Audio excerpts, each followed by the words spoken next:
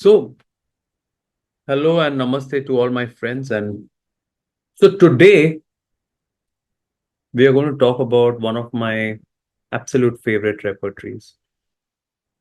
It's a repertory, and I know that you must be feeling that I speak about this in the similar tone to almost all the repertories, but really, some of these repertories have have been so important and so special in my life, in my clinical practice, and it has given me a paradigm shift in understanding and in solving cases that I really couldn't think could have been solved just by conventional Kentian technique. So we are going to talk today about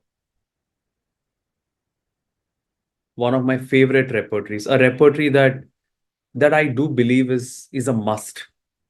Is a must. We are going to talk about Boger Bonninghausen's characteristics and repertory by Master Cyrus Maxwell Boger. And and of course, there is so much to talk about this repertory. So I'm going to divide this talk into two parts. Yeah. The first part of the lecture is today, right? Today is the first part. So I'm going to give you a broad overview of the lecture of the BBCR and show you how to treat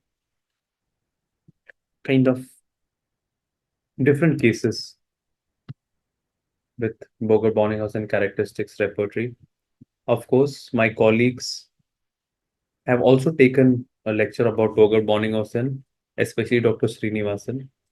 And the second lecture, which we'll have at some point, is where I will be sending about 5 to 8 cases to you, where you have to all solve the cases by BBCR. And I will just tell you the analysis in the lecture. So this will be another lecture. This I will tell you the date for it. Okay, so this is two lectures, and I will tell you when the second lecture is. But let's come back to talk about this repertory, Boger Bonninghausen's characteristics repertory. What a fascinating repertory this is. And the first time I ever thought about using this repertory was because of a great homeopath from India. His name was Dr. Bhanu Desai. So he was one of the homeopaths in India. And he has written a book which I believe is superior to any other book for Boger Bonninghausen repertory. It is called as How to Find Similimum with Boger Bonninghausen's repertory. This is a fantastic book.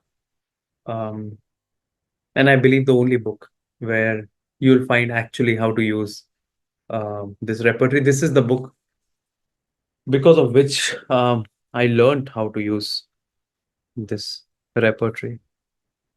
And I wanted to talk to you about Bhanu Desai, and the author who has written this book was a great person.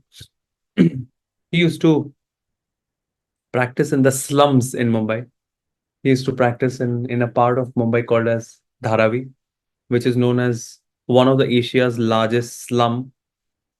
And he used to practice homeopathy there. Imagine it's a place where, you know, the most complicated infectious diseases, malaria, dengue, chikungunya, it happens. And so he would practice there, and his practice was based on per patient, he would get exactly 10 minutes and he would see about 40-50 patients. And most of them would be just with fever and dengue and malaria. So there is no question of asking about dreams to these patients or asking about their basic nature as a child.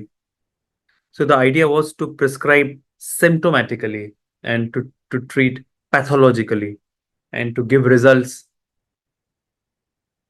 quite soon. You have to be very sharp in such cases. And Bhanu Desai used to treat so many cases like that. And he especially used to use, in majority of cases, the Boger Bonninghausen's repertory. And this is what inspired me to take up Boger Bonninghausen characteristics repertory. The first place where I started my clinic in Mumbai also was a place close to a place called as Shivaji Park in Mumbai. Um, I started my clinic in a garage actually, was a broken place, and I got it at a very cheap price. So I opened, and during the rains there was to be many cases of waterlogging around. So many acute cases, viral cases, malaria cases, dengue cases, and in the initial days I was not very confident of treating such cases with homeopathy because I hadn't treated such kind of cases in my life. And that is when I got accustomed to Boger Bonninghausen characteristics repertory. And with the help of this repertory, I became much more confident treating all these kind of cases of malaria, dengue, chikungunya, pathological cases with almost no symptoms. And even during COVID, and some of you were in touch with me, or you were attending my sessions, or we were doing many cases together, we treated a lot of COVID pneumonias, many complications of COVID. One of the main reasons we were very confident was using Boger Bonninghausen's characteristics repertory, because it's a method by which you can treat very deep pathological cases with very few symptoms um, quite quickly and with solidity. So that is the reason. This is the broad outline of what I wanted to talk to you today about. And one of the first experiences of my life where I thought in direction of Boger Bonninghausen was a case of a 5-year-old child of a subacute sclerosing panencephalitis. The father was my kind of patient also, and he one day came and told me that my son is now admitted in the hospital, and he had measles, and the measles went to the brain, and then he had fever, and then he was comatose. He was in total coma, and there isn't any treatment for this, and they have put him in a hospital, and he's not responding. And can you do something? And I tried to ask him few questions, and the only thing I realized is what he had a lot of cough and cold, and he had measles. He was not responding, and there was a total lack of reaction to allopathic medications. Now I was confused. How do I analyze this case? I really didn't know. And that is when I thought of using Boger Bonninghausen characteristics repertory. And I wanted to just very quickly show you how I started to think about. So the first thing he said was that everything started after measles. So I went, and this is the Boger Bonninghausen characteristics repertory. This is the software. I want to tell you, and I will teach you about the structure and the philosophy a little later. And this is the software, but of course the software is not perfect. And my initial phase was actually using the book. I used to actually keep a book with me, and it's there in the clinic. So I would use the book, and that's how I actually mastered Boger Bonninghausen's characteristics repertory. The first rubric I took was, you can see here, in that there is a chapter generalities or sensations in general, and in that there is a very beautiful rubric, measles after. You can see here, generalities, measles after. This was the first rubric I took. The second rubric I took was, I went into the sleep chapter. Have a look at this sleep chapter, and then I opened the rubric. You can see comatose. You can easily see that there is a pathological rubric, and there are very few remedies in those rubrics because they are all clinically relevant and very short kind of remedies. The same rubric in complete repertory, comatose and unconsciousness, will give you more than 500 remedies, right? So this is a very solid, objectively pathological kind of repertory. The next rubric I took was that the fact that the child was not responding to anything at all. So reaction poor, that was my next rubric. This was the only thing that I knew for sure 100%, right? And you can now clearly see there are only four remedies here.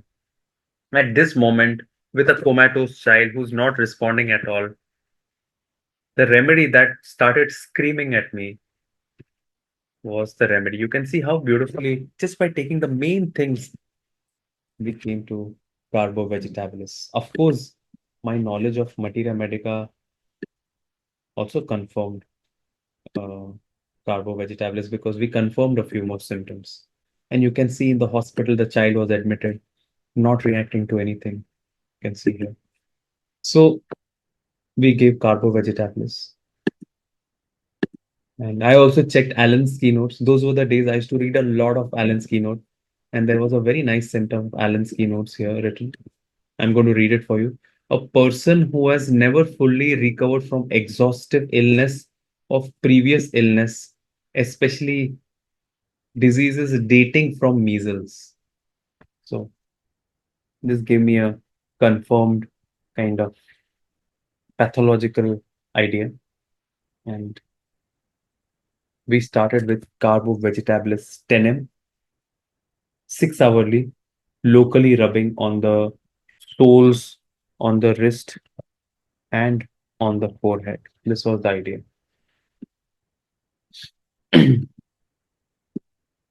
And there was a slight response initially. The Glasgow Coma Scale started improving. He started opening his eyes. And then again, it stopped responding. So we went to carbo vegetabilis 50m twice a day. And the child who was not responding at all, you can see here. I'm going to just try to show you. After a few days, the child was discharged from the hospital. He was able to come out of it. And you can see the child here. He was brought from the hospital, then home, and then here to see me. And you can see the father, and he was so happy. And you can see the child is already restless. You can see he's trying to go out of the door. I used to have a video, but I can't really find it. And this is the child here, you can see, much later, in a good health. He did very well. And they are so grateful to homeopathy. So fascinating, no? To see such kind of response. This we were able to do with carbo vegetabilis. And especially our knowledge of Boger Boenninghausen characteristics repertory.